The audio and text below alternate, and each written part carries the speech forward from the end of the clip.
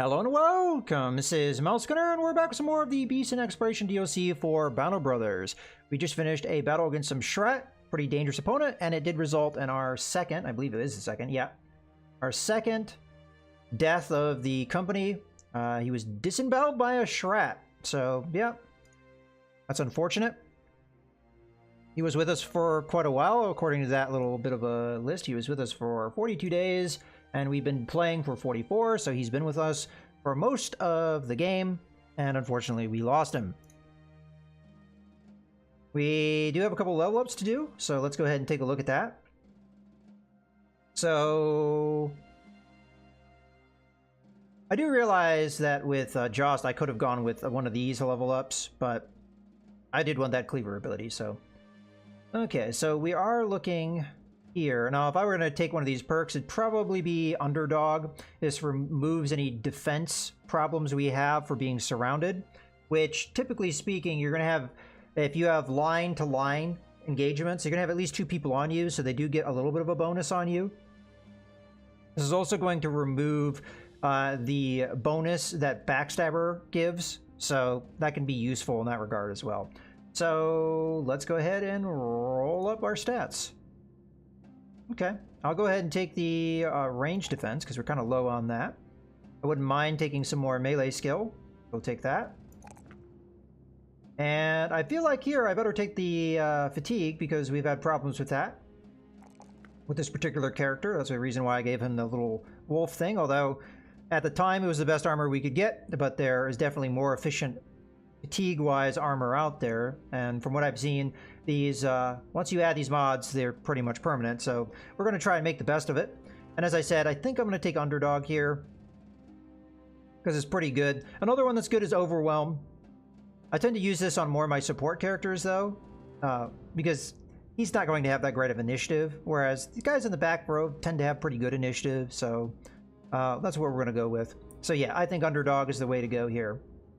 We get into really exciting stuff once we get into these last 2 tiers. So that's what we're kind of waiting for.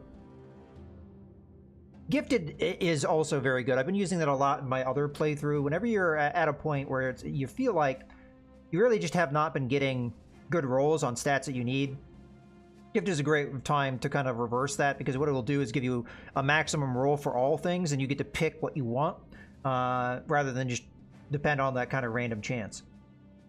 Alright, so his level up is good to go. Let's move on to the last level up. Oh, actually, we have 2 more level ups. Okay, so Rupert here. Oh, he does have the polearm skill. Okay, that's good. So with that, either Reach Advantage or Overwhelm can be good. Reach Advantage is going to give you a melee bonus. Overwhelm is going to, as long as you are going before somebody in initiative, it's where it's going to really matter, because for the rest of that turn, they're going to have a debuff to their attack abilities, melee and range. So it's really good, and I really like that on my back row, in particular archers, because you can put that debuff out multiple times, where it's a little trickier to do that with your back row guys. Another thing that could be very useful is footwork. In the case where your back row gets tied up, you can use this to move away from that person without drawing the attack of opportunity. I don't think it's going to matter as much for him because he's pretty well armored. And because he took the polearm skill, I no longer have a penalty when somebody's up in my face. So I would be fine in that regard. And that's where the reach advantage would actually play in. Because every time I hit somebody with a 2-handed weapon, which this is, that reach advantage is going to give me a +5 melee defense, so it's going to make it harder for me to be hit. My melee defense is not that great though, so I think we go with the Overwhelm. I think it's the better skill here, because these 2 are depending upon bad situations. They're good in bad situations, whereas this is good when you want it to be good, which is in a situation where everything is working as intended. So let's go with Overwhelm. And we didn't roll our stats. Okay, I would have preferred to get some melee skill here. I might take it anyway, even though it is a +2. And then I think we either take Resolve, and then we take Resolve and we take that initiative because we want to ensure that we beat people to initiative, right? Because that's the reason why we took the Overwhelm. So yeah, let's go ahead and take that initiative as well. All right, last one.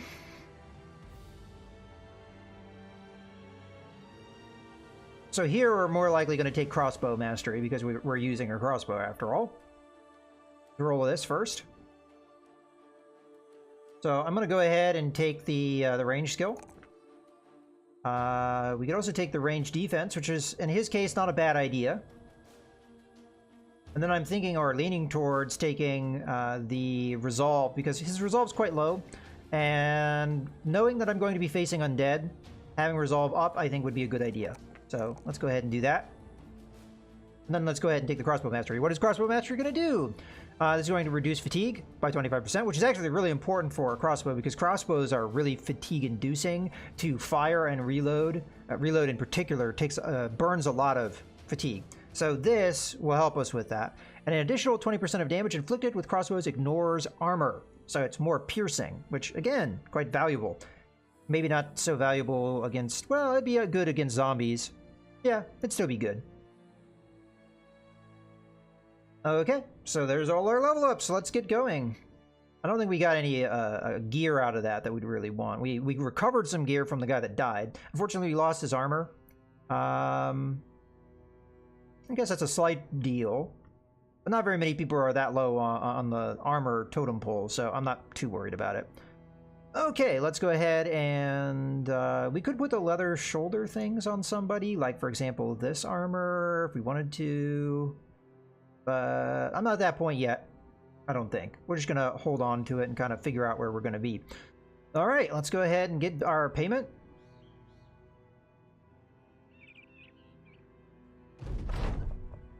Egon the Treasurer is shocked at your return, and shocked at the Shrat's remains, which you have brought upon his doorstep. He looks down at it, even incredulous as to its source. Like a cat pawing at a bug's shorn wings, he rummages the pile with his foot. I'd no imagination of you bringing these back, but damned if you didn't find and kill those bastard trees. Well, I'll fetch you your reward. He brings you the contracted coin as promised. So we get our money, which was a lot of money, so that's good. I guess that makes up for the fact that we lost somebody, and they no longer have disappearing villagers. Okay, let's see if we can hire somebody. Actually, we might have already found somebody maybe worthwhile. So we've got Lars, who is a militia. He's going to be kind of pricey, and some of that's because of the gear he's holding. And honestly, it's all gear that I wouldn't want. I may hold out for somebody better, though. Because all the pay we just made would be going towards getting him. I think I'm probably going to go to a bigger town, see what we can get that way. We could probably take this contract now that we're done with everything, but before we do that, obviously, I've discussed we don't have a lot of food. Prices are a little bit more down, unfortunately. I'm going to pick up medical supplies while we're here, though, because they're cheap, and I can't guarantee that will always be the case. I might also pick up some arrows because they're under cost. Yeah, so let's pick up that.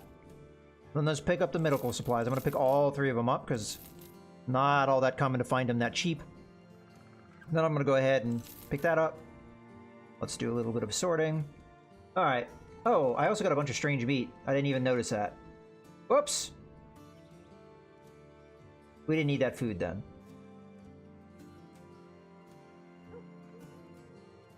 Oh well. I mean, this should last for a week, so it's not the end of the world. Okay. All right, so I'm not gonna pick up the boards because they're not being sold for that great of a price.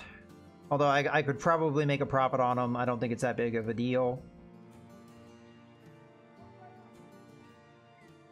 I'm tempted to get rid of the rugged surcoat because we have better armor than that, right? It's sitting right here. And we're really not at that level of armor anymore. So yeah, let's sell that. And then I think we just get out of here. But we take the contract first. All right, let's go ahead. Grab this contract. So we want to It wasn't for a ton of money, and we'll probably spend more money getting there than what have you, but yeah, let's go ahead and accept this contract. We have some traveling to do because Gronenberg is a little ways away. It's not that far away from this location, but it's a decent little trek. I do have to come back as well when we're done, which is the unfortunate part of that whole thing, but that's okay. All right, so let's plan our trip here. So Gronenberg's over this way. Probably the fastest way to get there would just be follow this road down this way and then loop around. Another way to go would be to get to a harbor and then take the fast travel to Wickstad and then go up the road here. But I think it would take me just as long to detour to get to the harbor as it would to just go up this way. So it might be slightly faster to go to the harbor, but it would cost me money to do that travel. So considering we're not making a lot of money on this, might as well just get going. Thankfully, the time that we'll be spending traveling will be time that we will heal our wounds, something we actually quite need. And then I would like to get more men, so we'll probably stop at Steinberg, which is it's a fort, so it may have more what we're looking for. People that are already experienced fighters, so that we don't really have to worry about leveling them up as much. In the early game, you go for what's cheap, and then you level the guys up over time. You make them more effective fighters. We can't really afford that amount of time anymore. So, mercenary band up to something. Okay, let's see what we got going. So we've got a witch hunter. We've got a retired soldier. Retired soldiers tend to have decent experience in warfare, and their resolve is not easily broken. However, their age may have taken a toll on their physical attributes. Well, that's not ideal. He's got pretty good equipment. But the question is, at that level, will he be in shape to use it? I mean, he's really ready to go, like right now, like with his equipment. So that 2,500 cost may be worth it. He's only going to be level 2, but it's not terrible. Let's try him out and see what he's got. He's athletic, but he's dumb. Well, that's a problem because he's only level 2. I mean, it would take longer for me to... No, I could overcome this with his first level up. I could just give him student, which would overcome this. And athletic is a good thing. You know what? I think we take him. I don't think he's necessarily bad, and I think with the gear that he has, that's actually worth the price we're paying for him. Maybe this is a bad idea, but it would be a pricey bad idea, but hey. We need more men, and maybe he'll be good for us. Okay, skill-wise, he's pretty good. Yeah, I was afraid of that. So fatigue-wise, he's terrible.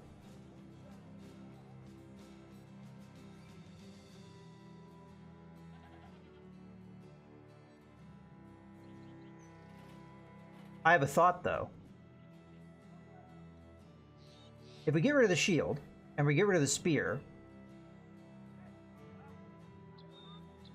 what do we have? We have a man that would have less fatigue burden, right? I don't want the shield there. Just put these things here for now. So we're looking at 66. Now we could downgrade his armor, and then there's probably room to upgrade somebody's armor, right? Somebody somewhere. Okay, nobody anywhere. But we could downgrade his armor without too much difficulty. Like we could go down to the patch mail shirt, that'd give him 2 back.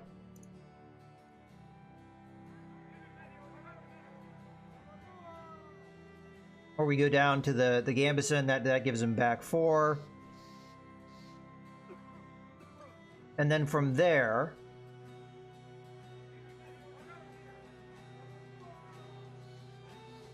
Yeah, I mean, he's going to have terrible fatigue no matter what I do.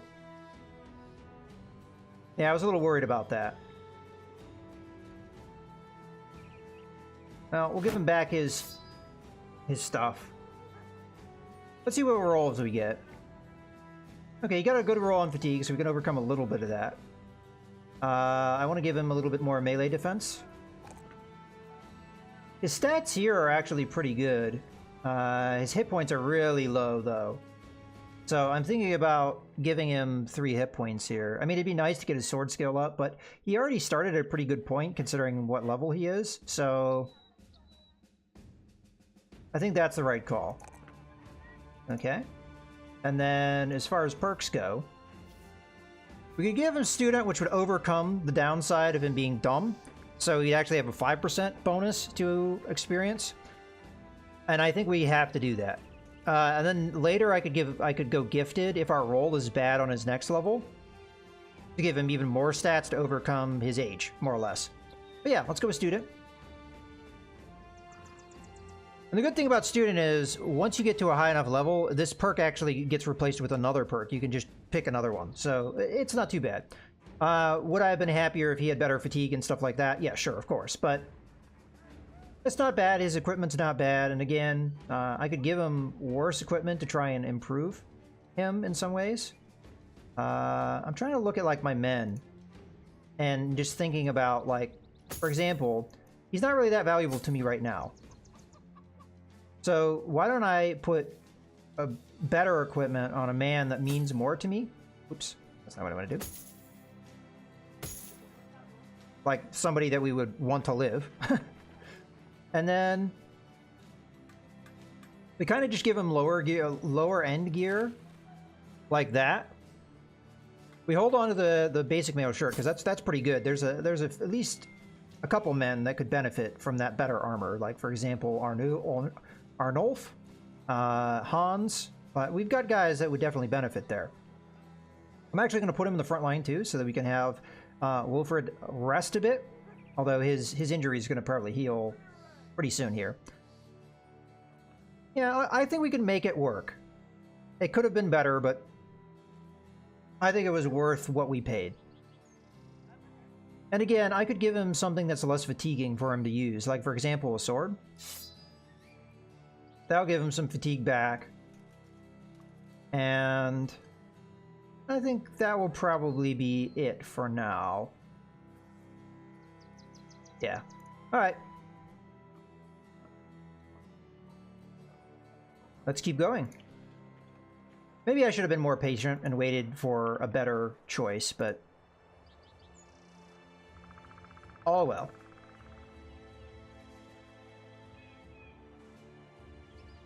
We got a little bit of brigands trying to kill some peasants. What kind of brigands are they?